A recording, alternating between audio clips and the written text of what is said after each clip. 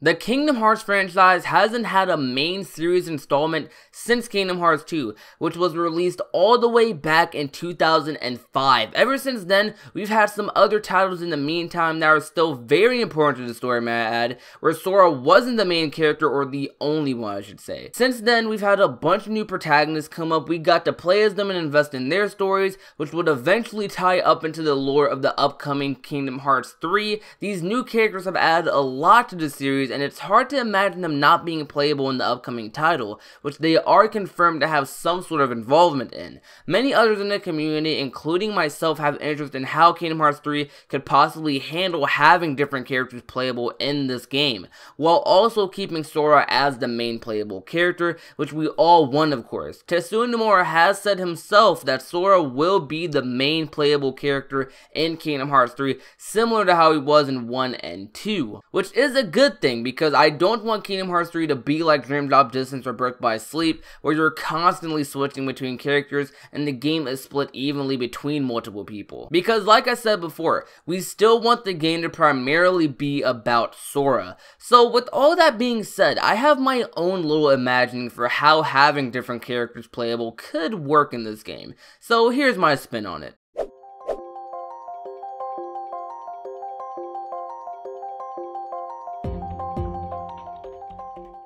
In Kingdom Hearts 3, as we know from the secret ending of 0.2 Birth by Sleep, Kairi and Lea are going to be going off to train with the wizard Merlin, as well as will Mickey and Riku be making a trip into the realm of darkness to go and save Aqua. These are two experiences that I'm sure the players would love to play in, especially the Riku and Mickey part. My imagining is that in Kingdom Hearts 3, you would start off with Kairi and Lea training with Merlin. I think this would be the perfect tutorial segment. My idea is that after Kairi and Lea's training segment is done, Kairi writes her letter to Sora, that for those of you that don't know was a concert exclusive thing for the orchestras. After this scene, it would then switch over to Sora in the Olympus Coliseum or in the Gummy Ship or whatever. After Sora goes through a few worlds, I think it should then go over to Riku and Mickey in the realm of darkness. You can have them fight Demon Tide or some Dark Sides or whatever. They should make the experiences similar to Aqua's with its own little differences. I'd imagine this segment would take around 2 to 3 hours including cutscenes. That's about the same time it will take you to beat 0.2, assuming it's your first time, of course. Also, this is just a gameplay idea, but do you remember the I won't give up mechanic that was in Kingdom Hearts 2 where Mickey would come out and save you once all your health depleted? Well, I had an idea for that, which I made a video on almost a year ago. Basically, the idea behind it was that when all your health would deplete, different members of the Guardians of Light would come and save you instead of Mickey, or including Mickey. It could work in an RNG-like system, or it could be dependent on the world. Another area inside the game that I would love to switch around between characters in is the final battle. You'll have all your 7 Guardians of Light, possibly a few others, fighting the 13 Secrets of Darkness in this epic clash, and I think it would be cool if you could switch between each characters during these fights. Like say Riku is fighting Ansem, you can play as him, maybe Axel could fight Xemnas, and I'm sure you get where I'm going. As long as Square Enix does it in a way that doesn't make the character transitions a bit awkward, then I'm confident it could work. Like I said before, I don't want Square Enix to handle having different characters in such a way that makes Sora not feel like the protagonist. He should still be playable a good 70% of the game.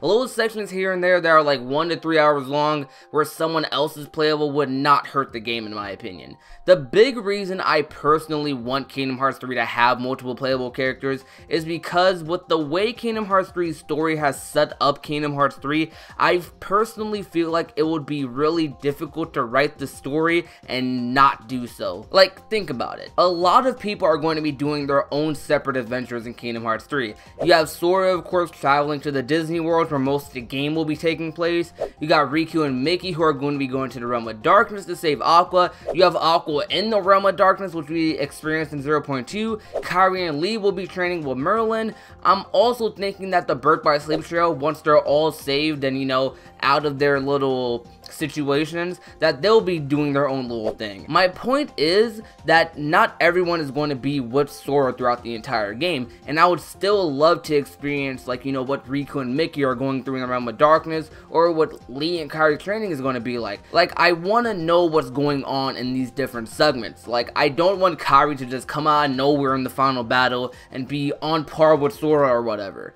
I would want to know what happened during that time. Some may say, oh, they can just explain it through cutscenes. To me, that's a missed opportunity by Square Enix to make players' connection to that character more powerful than it already is. Also, for me personally, I don't want to experience all these things through just cutscenes, I'm just saying. I'd like for it to be a little more than that. Now, I'm not saying that Kingdom Hearts 3 has to have multiple playable characters to satisfy me or anything, because in all honesty, whether Sora is the only playable character or not, there's multiple reasons to be hyped for this game, and I'm going to be hyped regardless of who's playable and who's not, and I'm positive it will live up to everyone's expectations. It's just that playing as these characters in these scenes will be really nice, and I honestly think it will just add to the experience that's going to be Kingdom Hearts 3.